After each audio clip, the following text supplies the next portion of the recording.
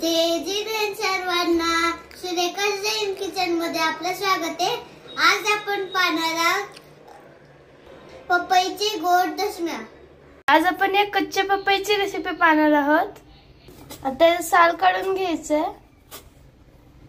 हे असं साल काढून घ्यायचंय। आता याचा खीस करून घ्यायचंय। ते गोळ आहे आणि हे 200 ग्राम कच्च्या पपईचं खीस आहे। हे पण 200 ग्रामच आहे। हे 1 चमचा तूप आहे, ह्याच्यात हे खिसलेलं पपई घालून घ्यायचंय। ह्याला छानपैकी परतून घ्यायचंय। ह्याला व्यवस्थित असं परतून घ्यायचंय। आता याच्यात ते गोळ घालून घ्यायचंय।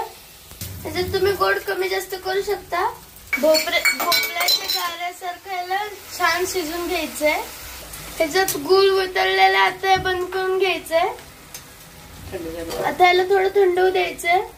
आता याच्यात चवीनुसार मीठ घालायचंय। लागेल तसं गव्हाचं पीठ घालून घ्यायचंय। ह्याच्यामध्ये थोडं तेल घालून ह्याला अजून मळून घ्यायचंय।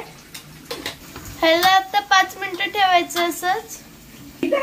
5 मिनिटं झाले, आता त्याला काढून घेऊया। आता याचे पाहिजे त्या आकाराचे गोळे करून घ्यायचे।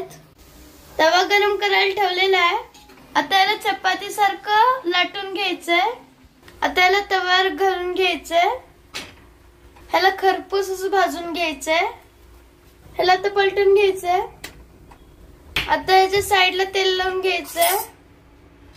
ह्याला परत पलटून घेतलेलं आहे। इथं पण तेल लावून घ्यायचंय।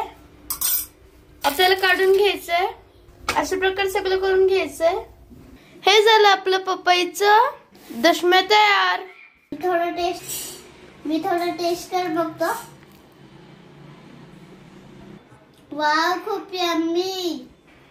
तुम्हाला जर आमची रेसिपी आवडली असेल तर लाईक, शेअर, सबस्क्राइब आणि बेल बटन दाबायला विसरू नका।